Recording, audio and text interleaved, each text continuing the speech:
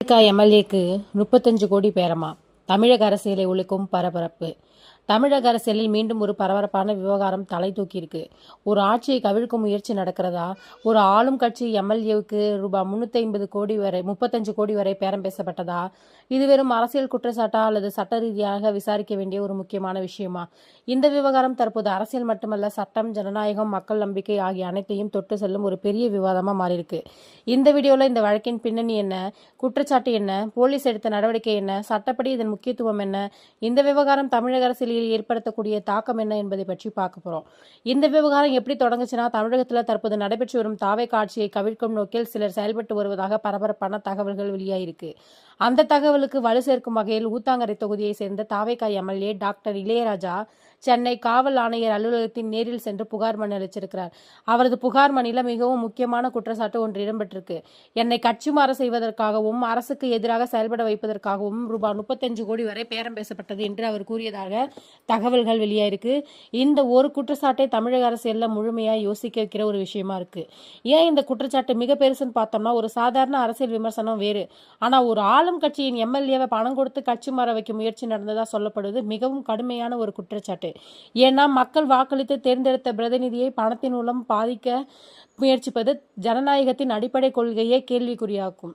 புகார் கிடைத்தவுடன் காவல்துறை ஆரம்ப கட்ட விசாரணையை தொடங்கினாங்க. டாக்டர் இளையராஜா வழங்கிய தகவல்கள், தொடர்புடைய ஆதாரங்கள், தொலைபேசி விவரங்கள் உள்ளிட்ட பல்வேறு அம்சங்கள் ஆய்வு செய்யப்பட்டதா சொல்லப்படுது. அதன் தொடர்ச்சியாக விசாரணை விரிவுபடுத்தப்பட்டது. 8 பேர் கைது. இந்த விசாரணையின் போது ஐபிடிஎஸ் தேர்தல் கருத்து கணிப்பு நிறுவனத்தின் நிறுவனர் உட்பட மொத்தம் 8 பேர் கைது செய்யப்பட்டதா தகவல் வெளியாயின. இந்த கைது நடவடிக்கை இந்த வழக்கை மேலும் பரபரப்பாக்கியது. ஏன்னா தேர்தல் கருத்து கணிப்பு நிறுவனம் நடத்தும் ஒருவரின் பெயர் இந்த வழக்கில் இடம்பெற்றிருப்பது அரசியல் வட்டாரங்களில் பல கேள்விகளை எழுப்பியிருக்கு. இந்த கைது என்ன சொல்கிறது அப்படின்னா, ஒருவர் கைது செய்யப்பட்டாலே அவர் குற்றவாளின்னு அர்த்தம் இல்லை. கைது என்பது விசாரணையின் ஒரு பகுதி தான். அவர்களுக்கு எதிரான ஆதாரங்கள் உள்ளனவா, குற்றச்சாட்டு நீதிமன்றத்தில் நிரூபிக்கப்படுமா என்பதையே நீதிமன்றம் இறுதியாக தீர்மானிக்கும். அதனால் கைது செய்யப்பட்டவர்கள் குற்றவாளிகள் என முடிவு செய்வது சரியான அணுகுமுறை இல்லை. ரூபாய் 35 கோடி என்ற தொகை ஏன் கவனம் பெற்றது? அரசியலில் கட்சி மாறும் விவகாரங்கள் குறித்து பல குற்றச்சாட்டுகள் கடந்த காலத்திலிருந்து எழுந்து வந்துட்டு இருக்கு.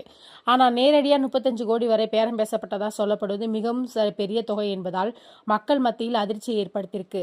இந்த தொகை உண்மையில் பேசப்பட்டதா, அதற்கான ஆதாரங்கள் உள்ளனவா, எந்த சூழ்நிலையில் என்ன பேச்சுவார்த்தை நடந்தது, இவை அனைத்தும் விசாரணை தான் தெளிவாகும்.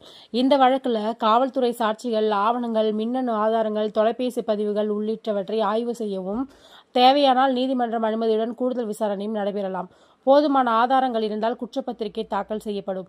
அதன் பின்னர் நீதிமன்ற விசாரணை நடைபெறும். இந்த விவகாரம் அரசியல் ரீதியாக பல்வேறு எதிர்வினைகளை உருவாக்கியிருக்கு. ஆளும் தரப்பு இது ஆட்சியை சீர்குலைக்கும் முயற்சி என்று சொல்றாங்க. எதிர்க்கட்சிகள் இந்த குற்றச்சாட்டின் உண்மை தன்மையை விசாரிக்க வேண்டும் வலியுறுத்தலாம் அல்லது தங்கள் விளக்கத்தை அளிக்கலாம். இவை அனைத்தும் அரசியல் விவாதத்தின் ஒரு பகுதியாக தொடரக்கூடும். ஒரு ஜனநாயகத்தில் மக்கள் வாக்கு மிக முக்கியமானது. அந்த வாக்கால் தேர்ந்தெடுக்கப்பட்ட பிரதிநிதிகள் பணத்தின் மூலம் பாதிக்கப்படுகிறார்கள் என்ற குற்றச்சாட்டு வந்தாலே மக்கள் மத்தியில் நம்பிக்கை சிக்கல் உருவாகும். அதனால்தான் இந்த வழக்கின் உண்மை விரைவாக வெளிவர வேண்டும் என்ற எதிர்பார்ப்பு அதிகமாக இருக்கு. இந்த வழக்கில் தற்போது குற்றச்சாட்டுகள், புகார், கைது ஆகியவை நடந்திருக்கு. ஆனால் நீதிமன்றத்தில் குற்றம் நிரூபிக்கப்படும் வரை யாரையும் குற்றவாளி என்று சொல்ல முடியாது. இது இந்திய சட்டத்தின் அடிப்படை கொள்கையாகும். தமிழக அரசியலை உலுக்கியுள்ள இந்த வழக்கு இன்னும் விசாரணை நிலையில் உள்ளது. உண்மை என்ன? 35 கோடி ரூபாய் பேரம் உண்மையா? இதன் பின்னணியில் யார்? இது உண்மையில் ஆட்சியை கவிழ்க்கும் முயற்சியா அல்லது அரசியல் குற்றச்சாட்டா? இந்த அனைத்து கேள்விகளுக்கும் பதில் நீதிமன்ற விசாரணை மற்றும் அதிகாரப்பூர்வ விசாரணையின் முடிவில் தான் தெரிய வரும். அதுவரை உறுதிப்படுத்தப்படாத தகவல்களை உண்மையாக ஏற்றுக்கொள்ளாமல் அதிகாரப்பூர்வ தகவல்களை மட்டுமே நம்புவது அவசியம். இந்த விவகாரம் குறித்து உங்கள் கருத்து என்ன? கீழே கருத்து பகுதியில் பகிருங்கள். இதுபோன்ற அரசியல் விளக்க வீடியோகளுக்கு எங்கள் சேனலை தொடர்ந்து ஆதரியுங்கள். நன்றி.